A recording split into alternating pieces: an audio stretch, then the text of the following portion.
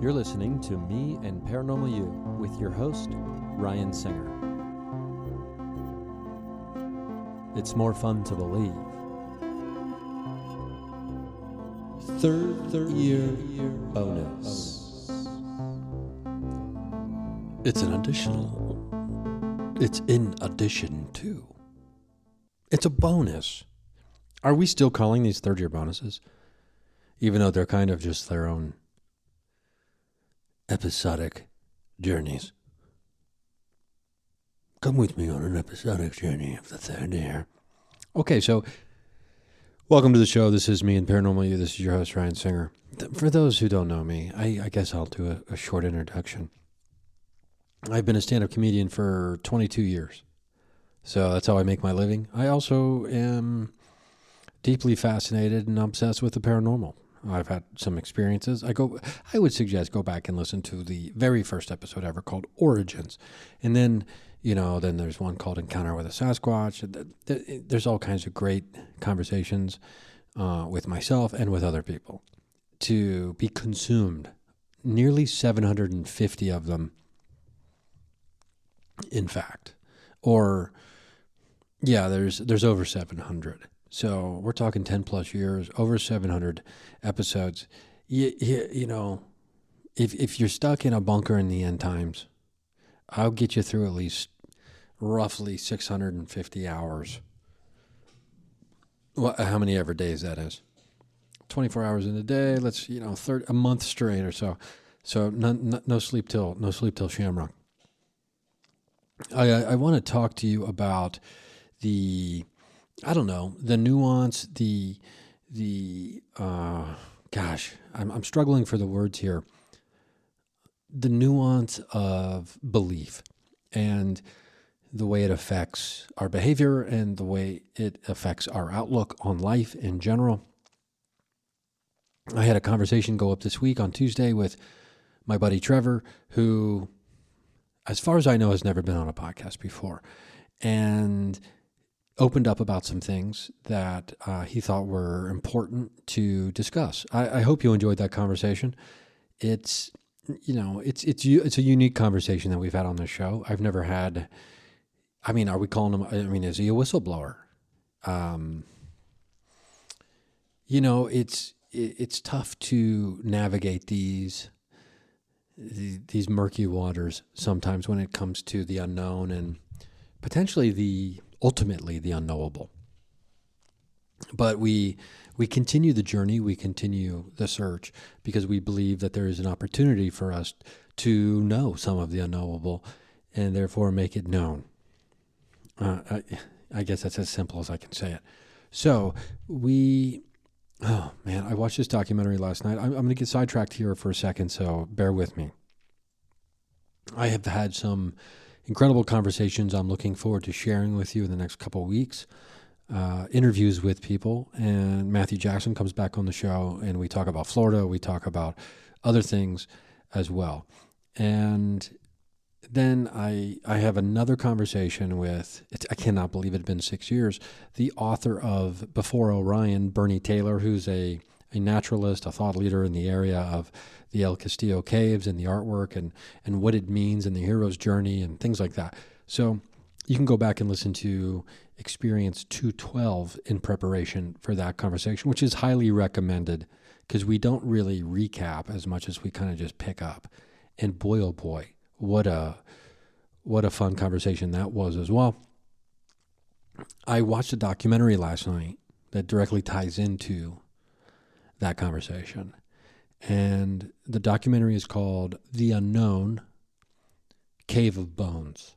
And it's about, I believe it's called the Rising Star System or the Ring of Fire System. I'm trying to remember what it is. Anyway, it's a cave system in South Africa where they found bones that are, anywhere from 150 to 300,000 years old. And the implications of this discovery, which you may remember hearing about 7-8 years ago, about the discovery of Homo naledi. And, I'll touch more on this later after the interview with with Bernie comes out. But know this, I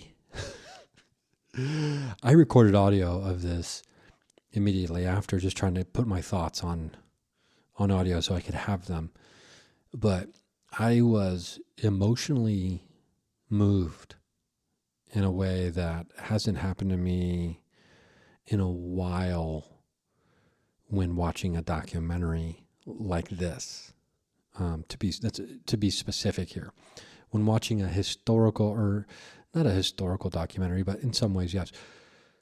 Anyway, basically, this is an anthropopaleontological documentary, and I'm sobbing. At one point. And, it just so happened that the next afternoon, which was early today, I get to have my weekly session with my therapist. And so I bring it up, and I'm like, something strange happened to me last night while watching a documentary about the discovery of bones. And, he helped me put some words to it. And I guess the most accurate word I could use for my experience in the moment was I was touched. I was so touched by and moved by this documentary, specifically in one part. And I can talk more about that here in a couple weeks, hopefully, when that interview drops, because it'll be a little more prevalent, potentially, for those who have listened to that conversation. But just know this, the pursuit of art for art's sake, as opposed to career's sake, remains my primary focus and goal in life. And, to my financial detriment, sure, but, we get one life that we get to be aware of at any given time, most of us, for the most part, right? So what are we doing? What are we doing with that life? I at 47 years old, I have clearly made my choice about what I'm going to be doing with my life and how I'm living it. So, what I'm pursuing, or, what is the ultimate pursuit of a life's work, or, a journey. And for me, clearly the choices have been made long ago that I will be, throwing caution to the wind and, pursuing the paranormal, even though it's, one might say it's a pretty divergent choice, considering what I had been dedicating my entire life up to that moment for, which was stand-up comedy and a life as a performer. I'm trying to marry those two, and we've been doing that for many years now. And we're getting closer and closer and closer to, homeostasis with those two things. And I got to say, I'm pretty happy with, just the state of the union here. By all accounts of my own, I think we're doing okay. And, when it comes to what do we believe, and are we rigid in those beliefs? Are we flexible? Is there, plasticity? Is that elasticity in our beliefs? And I want to talk to, Dr. Jeffrey Tarrant again. And, that's in the works. And because I think we talked a lot about elasticity of thinking in that conversation. And, when it comes to, the neurosciences and things like that, I'm going to leave it to the experts like him to, further extrapolate and explore those. That's not to say that we can't go Christopher Nolan and kind of understand these things. We're not going to get back into Otterheimer, but I don't even remember what Otterheimer was, but the Humans of Earth, that's Otterheimer, I believe. Or no, that's Ottermus Prime. Now it's Otterheimer and Ottermus Prime. Man, what else are we gonna do? It's the Otter guys. Did you see that movie with Russell Crowe and Ryan Gosling? The Otter guys. Anyway, so I think when it comes to the elasticity of belief and what we're willing to believe, that's a big, that is going to be a major theme in the world, depending on the state and rapidity of disclosure. So when disclosure comes, boy, boy, boy, boy, boy, how many rubber band brains are going to snap? And how many rubber band brains are going to keep stretching like, oh boy, these are actually bungee cord brains? Because, our brains are going to be jumping off a cliff here. And is there a net at the bottom? Probably not. So here we go. I don't know what it all means. Here's what I do know. There's a few things in this life I do know. I believe in the paranormal. Okay. I am beyond most shadows of doubt in a lot of these areas when it comes to, do I believe these things are real? Just from the stories I've heard and from the things I have experienced myself. That's not to say that some of these things that I intellectually believe in, when confronted with their reality in my own situation in a moment of time in my future here, that I won't be just shocked and awed by them, because, who knows what my reaction shall be? Only the future me could tell such a tale. But, clearly we're out there looking for it. And we're headed back to places where we think we have the best chances of doing that I've been lucky enough to be introduced to and be taken to, and to curate a relationship with the people and the land. And that's exciting. And so T-minus 1 month plus, headed back to Florida to continue that investigation, try to find more answers. And I'm really excited because we're going to talk to portals, baby. We're going to talk to portals, baby. And we're going to do that beforehand. You'll hear in my conversation with Matthew Jackson, our conversation, we're all part of it. We're trying to set up me visiting him to do a session pronto, pretty quickly, pretty soon here in the near future, which is totally doable and is going to happen, relatively soon. Now, we're going to talk to portals. And I don't believe, I believe there's a non-local effect to the paranormal and phenomena. You don't have to be at the location to have a conversation with something that you've already interacted with in a previous investigation or experience. I believe that it's like getting somebody's number. It's like once you meet them and get their number, like you get their number, right?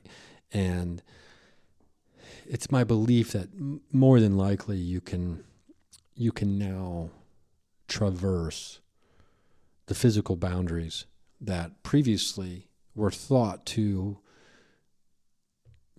encumber, prohibit, or delay conversation or the transfer of information.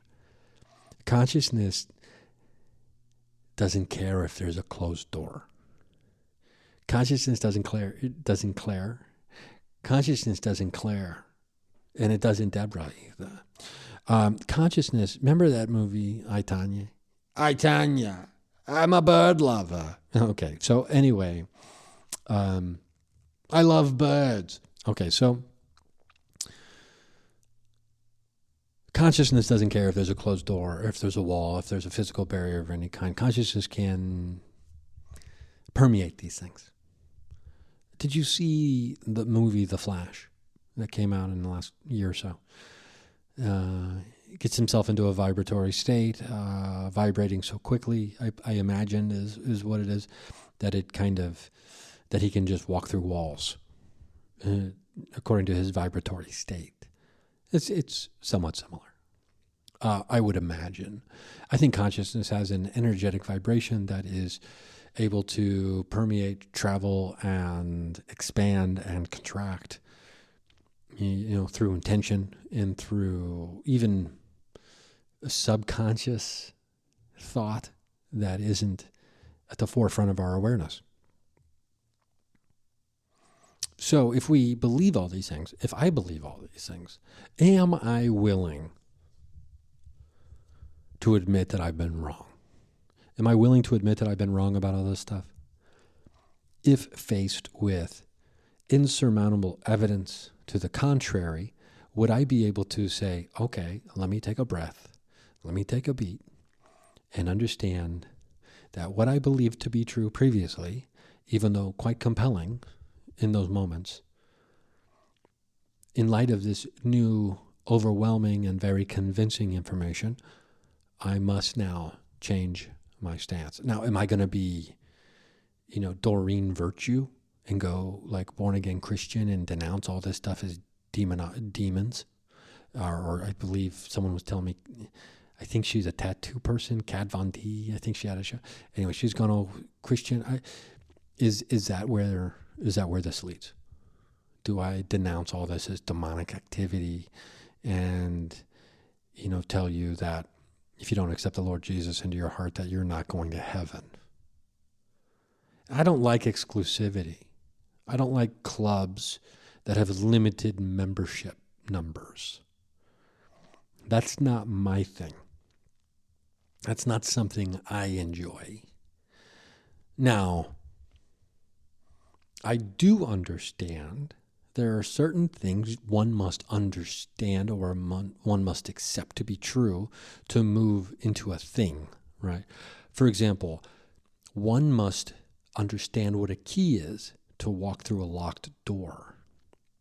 You could have a key and there's a locked door in front of you, and if you don't know that key unlocks that door, you're not walking through that door. Try as you might to break down the door or whatever, it doesn't break down. That key will just let you unlock and walk through. Now so there are pieces of information that one can ascertain or attain or come to know that will allow them to move into a certain space or to do a certain thing. I don't think, and I mean, I guess you hear that a lot. I mean, at least I remember hearing it a lot growing up in a Christian Catholic. I know some people might want to differentiate the two, but Catholics are Christians. I've been watching Shogun on FX. What a brilliant, beautiful television program. So it's so funny the battles between slightly different variations of Christianity and just the lengths they're willing to go to believe that their very, very hyper-specific God is the right one.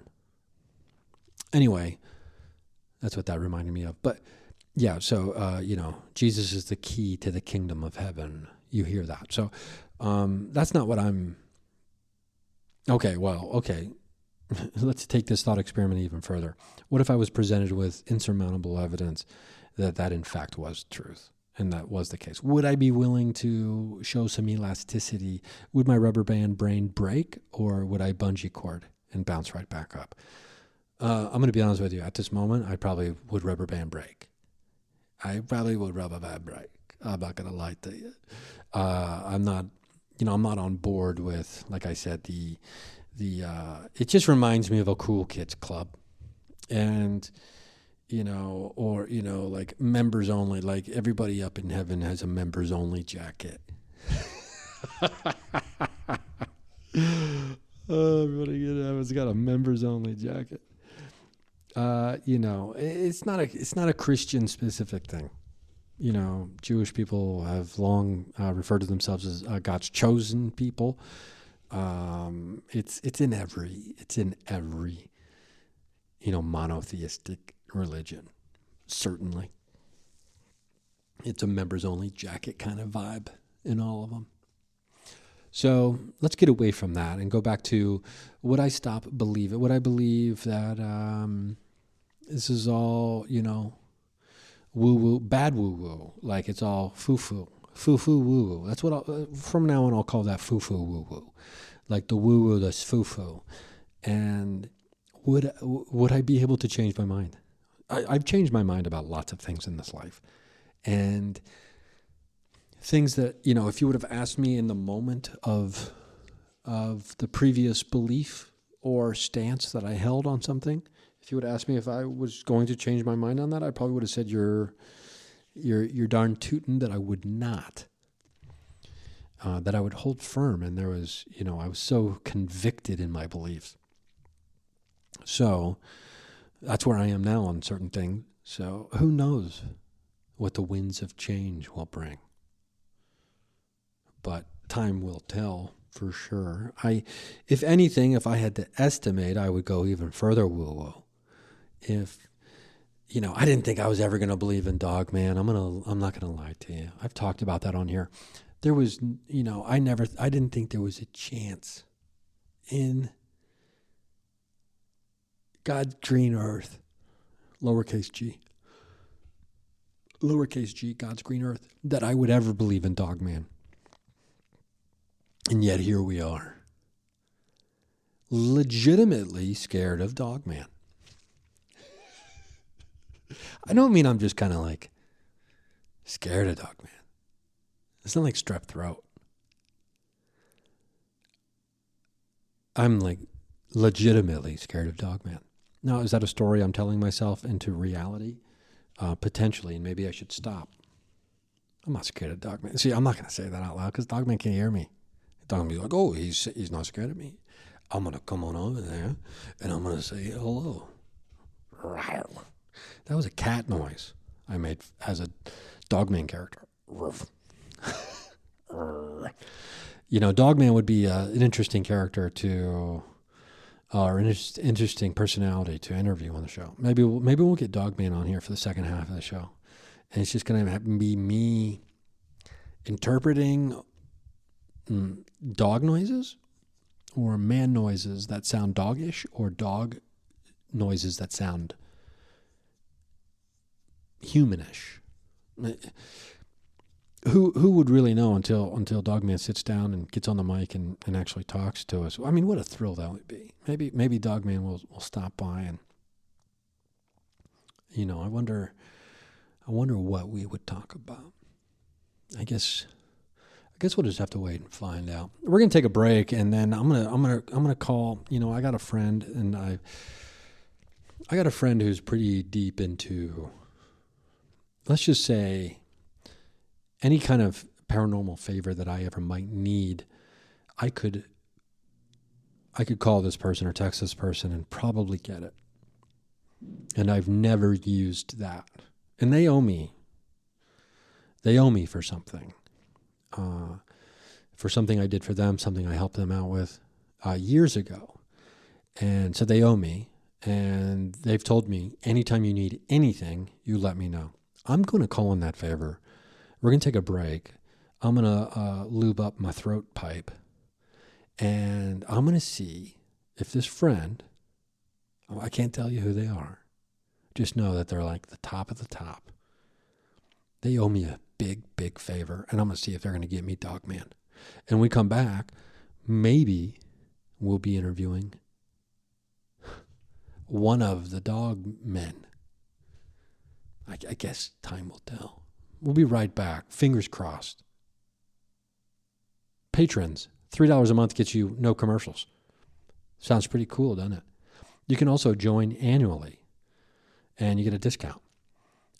Thank you to all the patrons, by the way. I've got major gratitude.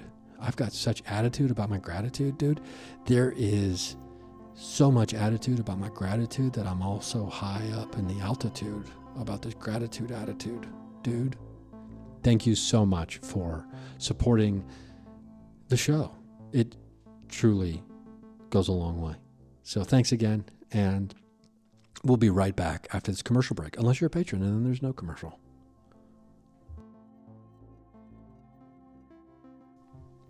And we're back. I've got interesting news. We have established contact with the dog man or a dog person, and this is something I never thought would happen. He accused me of being a cat guy. And I was like, what?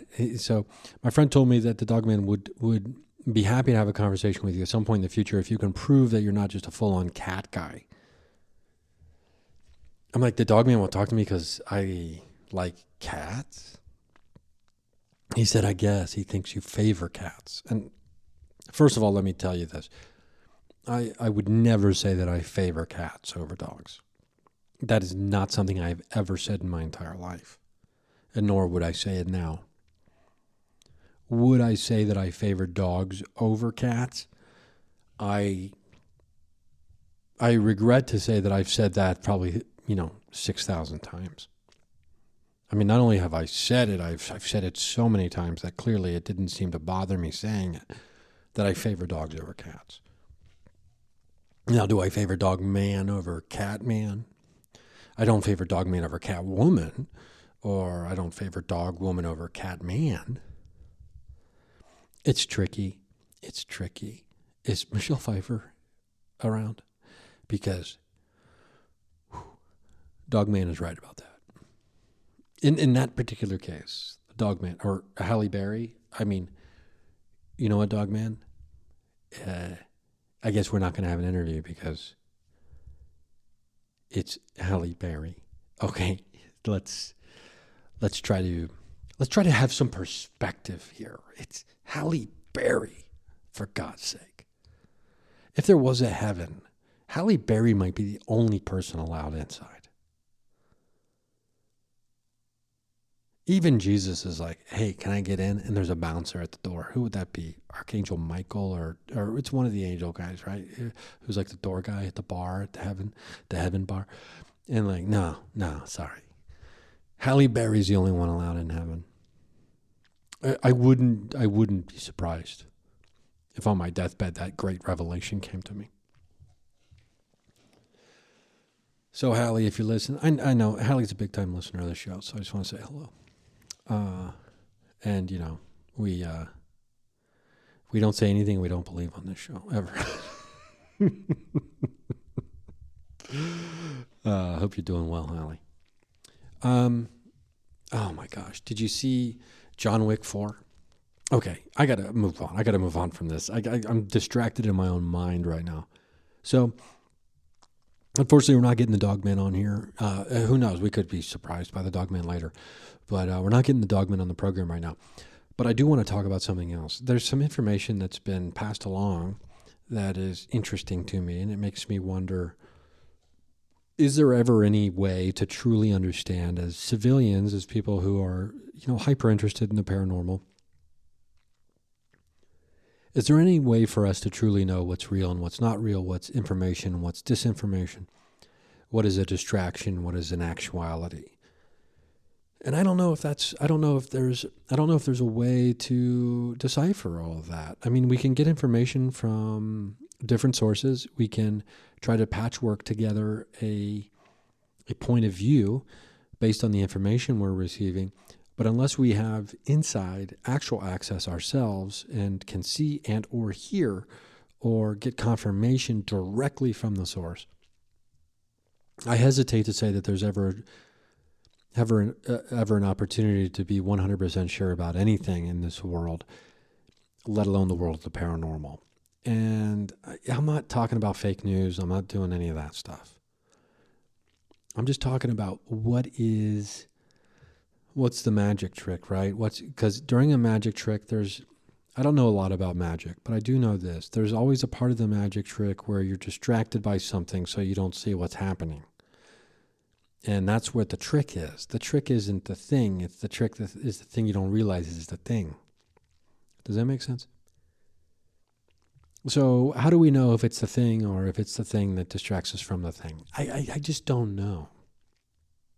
And sometimes maybe things start as things and then later become the thing that distracts us from the thing because too many people now understand what the thing is, so they change the thing to the thing that's not the thing. That makes sense, doesn't it? I didn't say thing too many times. Is that what the movie The Thing is about? Swamp Thing. There's a thing in the swamp and the thing, whatever. You get it. But I will say this. You have to kind of go with your gut. And I believe that if the information that you latch onto, as long as it's not hurting you, hurting your mental health, your physical health, or hurting the mental, physical, spiritual, emotional health of other people, because of actions that are resultant from this belief or this information that you have latched onto as being true, or that we decide to just be like, this is it, man. This is our truth. If we're not hurting ourselves or other people, then I think we're in a safe zone. Now, when we start when we start trying to control other people's beliefs and behaviors because of our belief that we think is accurate and real, that's when we start to get into some trouble areas. There's, I can be pretty hard on the over-the-top conspiratorial mind here the last handful of years, and I've got my reasons for that, and I used to be a conspiracy guy, and I'm not one of those guys anymore. And, so some things just seem so ridiculous, and I can't help it. And Brene Brown would want me to rumble with that, right? Because it gets me upset. And I get mad. And I'm like, okay, well, let's rumble with why I'm getting mad. I'm like, oh, shit, this Rising Strong book has fucked me over. Because now I can't just be an asshole about stuff. Like Aaron Rodgers being considered for vice president for Robert Kennedy. I see something like that, and I want to be like, oh, can I throw my hat in the ring for Secretary of State? I mean, you might as well. If Aaron Rodgers can be vice president, I can be the defense secretary. I mean, that's just true. I might as well be the defense secretary or the secretary of state, if that's actually something that's being considered in real life. And now I got to rumble with like, oh, okay, why does that bother me so much? Because Aaron Rodgers is such a smug, rich, entitled prick. Okay, what do I got to work on about myself? Am I the smug, rich, entitled? Well, no, I'm not. I'm not rich, that's for sure. Am I smug? I'm sure I can be smug. So it's like, okay, what do I? And I'm rumbling with like, why do I hate this whole thing? Why does it bother me? I think it bothers me because I had higher expectations for myself and for the world that we live in when it comes to the grown-up jobs, the important stuff. When it comes to guiding the ship of humanity's future, now we're letting we're letting jackoffs steer the boat, and then so when I hear news reports of other jackoffs getting considered for piloting jobs, I'm just like, oh my gosh, it's hard to keep it together. What would be more paranormal, seeing a full body apparition or having that idiot be vice president of the United States of America? The guy who, oh my gosh, it's so funny to me. Now, I've never met Aaron Rodgers, and if I did, I'm sure we'd probably get along because he might be foo-foo woo-woo. Okay? I mean, he's a woo-woo wild one to many people. Many people would consider him a woo-woo wild one. I'll probably edit this whole thing out. I don't need to be shit-talking a guy I don't know.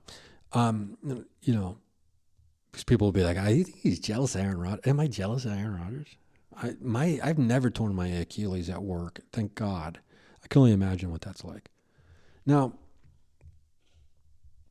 he's into the conspiratorial world. He is, willing to go around and publicly accuse or insinuate people of very awful things with no basis in reality.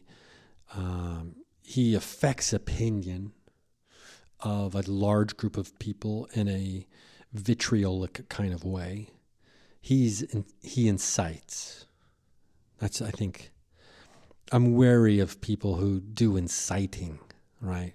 Like when you incite people, like Alex Jones incites people. Rush Limbaugh was very good at inciting people. Is he still alive? Did he die? I don't know.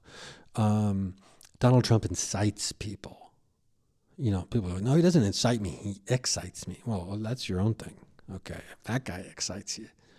How many bags of Cheetos are you fucked? But it's people who incite that they worry me because they're playing on the primal aspects of the human animal to get a result that they want. And usually that result is either a vote or a purchase. Most oftentimes a purchase, right?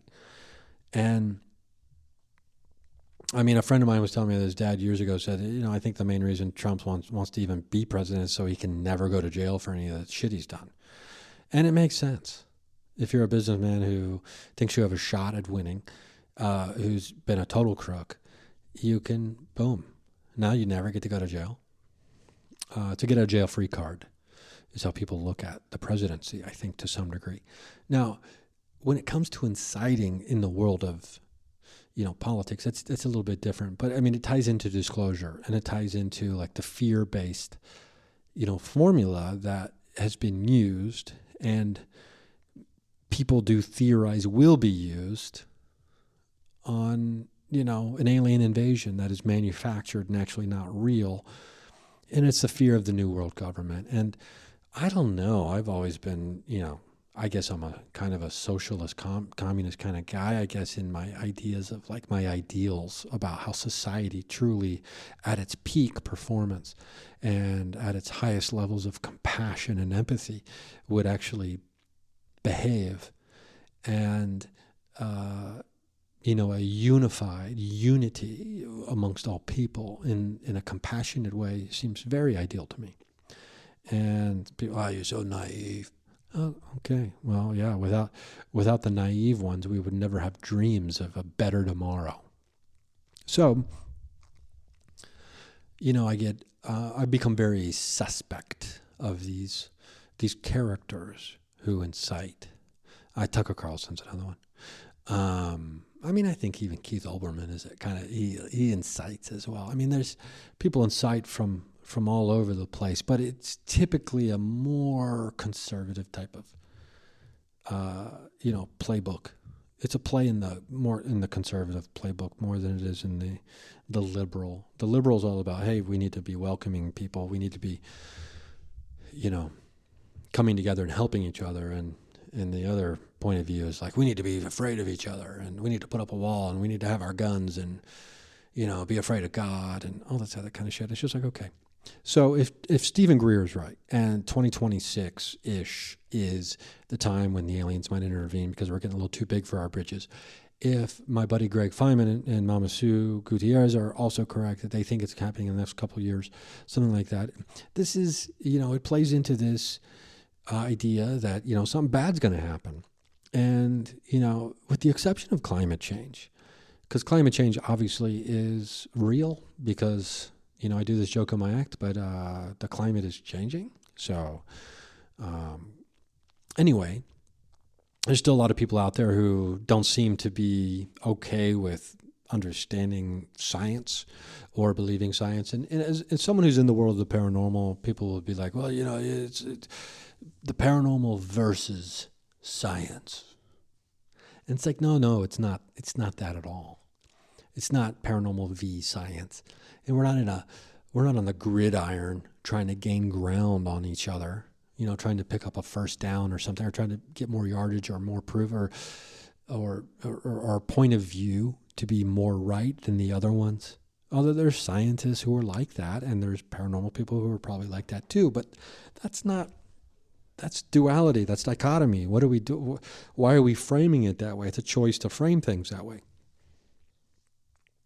So, is it the end? Or is it the beginning? Is it the middle? We don't know. I do know this. 300,000 years ago, these bones were found in this cave. Oh my God, you got to watch that documentary. It is astounding. It makes you realize that, railing on against or about individuals is such a pointless, such a trivial, kind of foolish thing to be doing. And, who knows? Aaron Rodgers could be maybe a magnificent vice president. I almost got the sentence out. I almost got it out. So it's like, okay, what am I unhappy about in my own life to where I keep coming back to this? This Brene Brown shit really fucks with you. It really just disallows you to be a petty bastard at anything in your life anymore. And I try not to do that anyway, but it's like, I'm just a person, just like everybody else. Trying to be better, trying to do better. So I wish elections were every 20 years. Then the election cycle would only be 10, and it just wouldn't be nonstop all the time, constant. Anyway, what are we even talking about? Oh, yeah, it's like, I don't know, the collective exhaustion I think that people feel is real, and it's understandable. And it's an oversaturation of agitation. And with that comes just exasperation. And not everything has to rhyme, but, sometimes it does. And we're okay with that. What's that? Oh, sorry. My producer was just telling me that we thought we had Dogman on the line. No, I'm actually looking over to the side as if there is actually a producer over there signaling me, giving me hand signals like they do on radio, letting me know that we've got somebody on the. What's that? No, not on the line. Okay. Well, then why are you signaling me? Huh? No. Okay. They're telling me that Dogman is not on the line to be interviewed, but what? But is open to the interview. Okay, so Dogman is open to the interview, just not right now, but maybe next week Dogman will call in. Maybe Dogman. Oh, on the Patreon page? Well, okay. We'll figure that out later. We're actually recording right now. So anyway, sorry. My producer, Pete, is trying to... Yeah, Sorry. My producer, Conrad, is trying to tell me. I don't know why I called you Pete. You know how I love alliteration and consonants. My producer, Conrad, is upset because I called him Pete. And I know, 12 years we've known each other. Shit. Okay, I'm going to have to buy Conrad a Shamrock Shake. Yeah, I'm sorry, buddy. And yeah, Conrad, I get it. Okay. Yeah. His joke is always, because it's how can you forget my first name? Because if you break my first name in half, it's like opposites. And some people are like, what? And it's like a con and then rad. Like getting conned is not rad, you know what I mean? And being rad is not conning. So, but then you put them together, you get Conrad, and yeah, it's a rad name. Yeah, I know it's in the name. Okay, shit. Maybe do you want to come on? Do you want to? I mean, I'm talking to you, but no one can hear you. Yeah, I'll come on the mic. Yeah, get on the mic. Okay, we're gonna get Conrad on the mic. Okay, Conrad, how long have we known each other? Well, we've known each other for 12 years, but that's not the point. The point is people can hear you when you're scratching your beard because we've upgraded the microphones. Yeah, I know. And since we've upgraded the microphones, it's very easy to hear such noises like you scratching your beard. Why would you do that? It's not very professional. I know it's not professional. They're probably hearing me sigh, being exasperated, sighing right now, but we're just talking. That's why I'm scratching my beard because my face itched. Is that like such a big deal that you can't handle it? Yeah, it's a big deal. I mean, first of all, you've been doing this for how long? You've been doing this for over 10 years, and you think you know that this is part of the rules. How many times have you been on live radio? You've done morning radio in different cities where you're doing your stand-up bits, and then you're scratching your beard. The point is, you forgot my name. We've known each other for nearly 12 years, mate. I know. I'm sorry. I get into these riffs and I start talking to characters and I make up. You know how many characters I make up? I'm making up characters all the time, and usually they have two names. Usually it's like a it's a thing or an adjective and then the name and a proper noun, right? So that's just the way it goes. But Conrad, I am sorry. I apologize. I will do my best never to misspeak. I would say it was a misspoke event more than a forget event. Oh, so it's an event now then. Okay. So it's just an event. Event horizon. Very good. Maybe you should be talking more about the information you got about Area 51 and less about me and forgetting my name and making events about it and having parties. And maybe you should talk about, paranormal things. It's a paranormal podcast after all. And I just can't believe how much time you don't spend talking about the paranormal. I do. It's actually kind of maddening. And I've been here since the beginning, actually. Yeah, well, I'm not keeping you here, Conrad.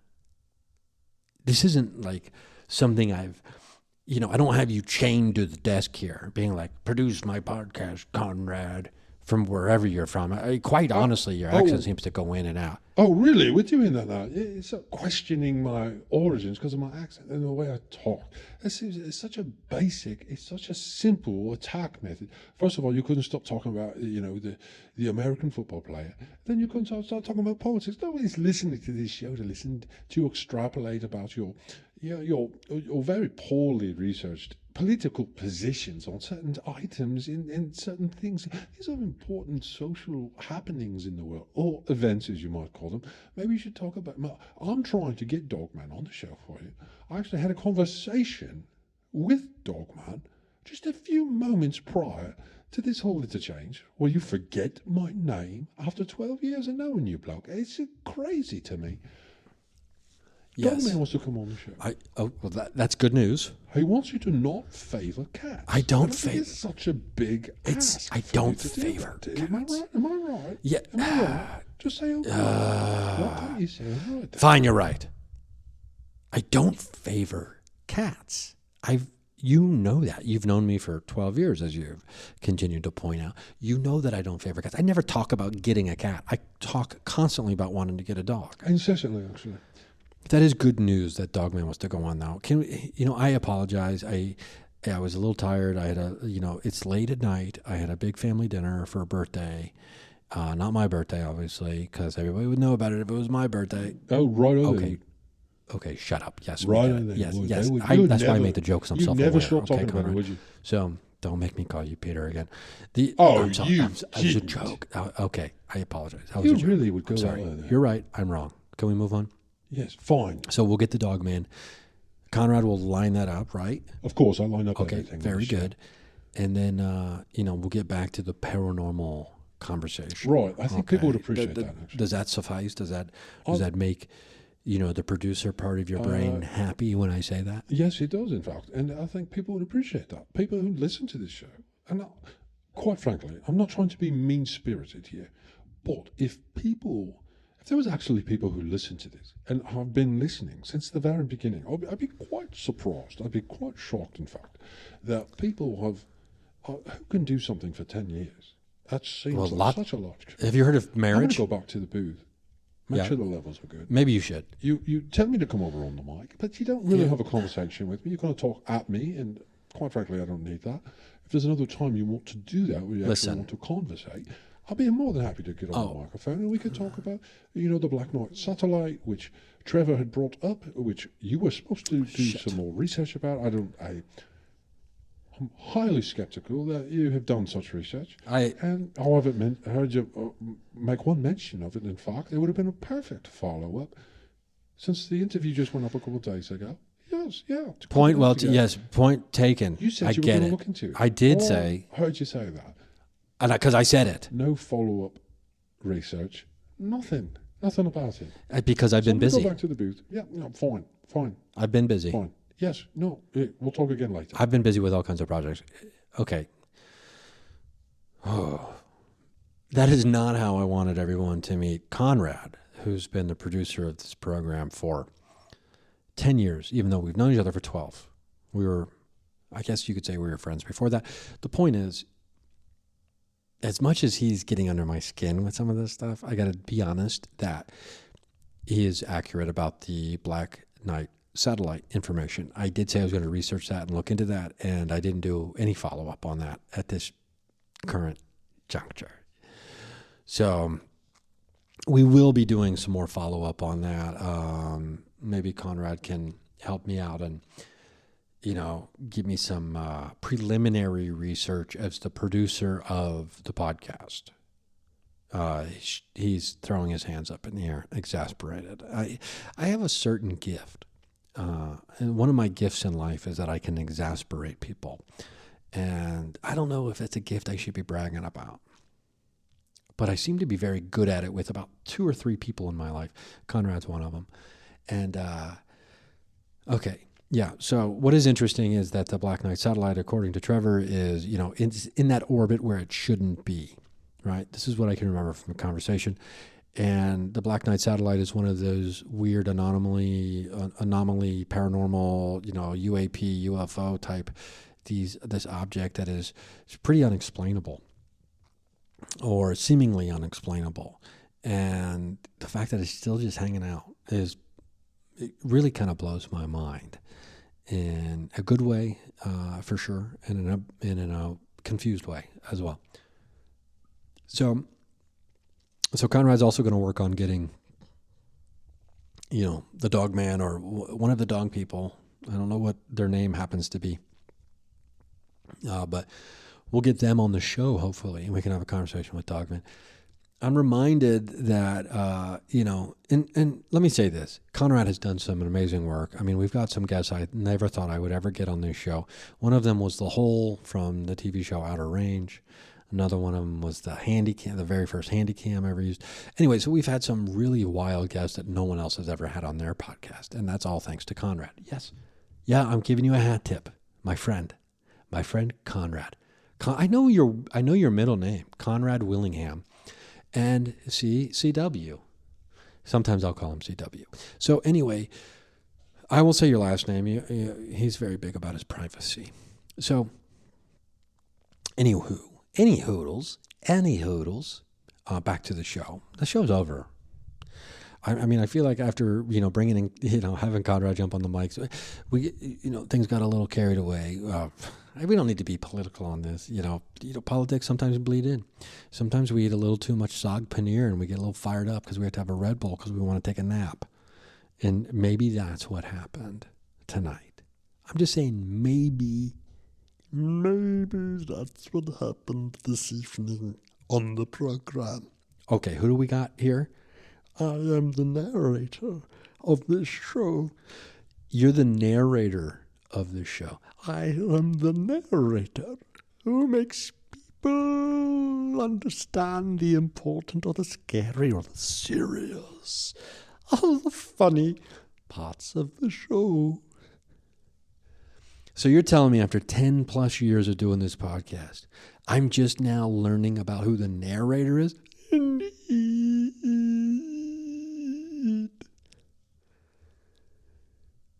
Wow.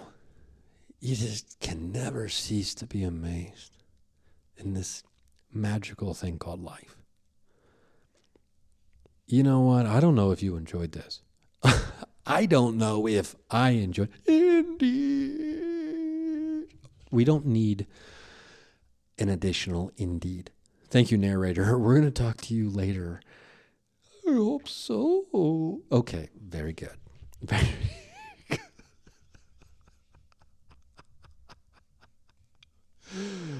Oh, I go from sobbing watching a documentary about archaeology to just laughing at this narrator guy. All in the course, what a 24 hours it's been. Great conversations coming your way on the program. Also additional information, and I've got some, the Matthew Jackson conversation is going to have some supplemental materials that will be uploaded to the Patreon page, patreon.com/Ryan Singer. $3 a month gets you everything you ever thought you needed. No commercials. That's all you ever need in life is no commercials. And we're going to have some additional materials that are photo of some footprints, of some possible prints that we stumbled across while we were down in Florida. So, and also more information coming soon. And, I love you. I hope you love yourself. Let's just all try to be better instead of worrying about other people. I'm talking to me when I say that. But you're great. You're great. And you deserve to have some joy and some happiness in your life. So make sure you make space for it. I think we all need to do that. I'm probably going to watch a Pixar movie or something. Have some smiles and some laugh times.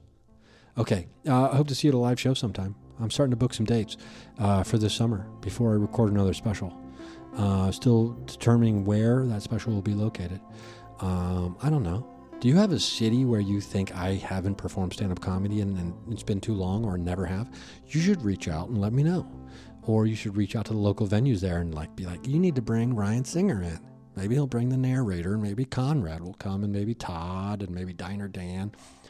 Who knows? I'm completely unhinged lately on stage, so anything is quite possible. Oh, did you smoke for like 25 years, narrator? Don't answer that. I know the answer. Okay, I love you. If I don't see you at a live show, I'll see you at the watering hole on the astral plane.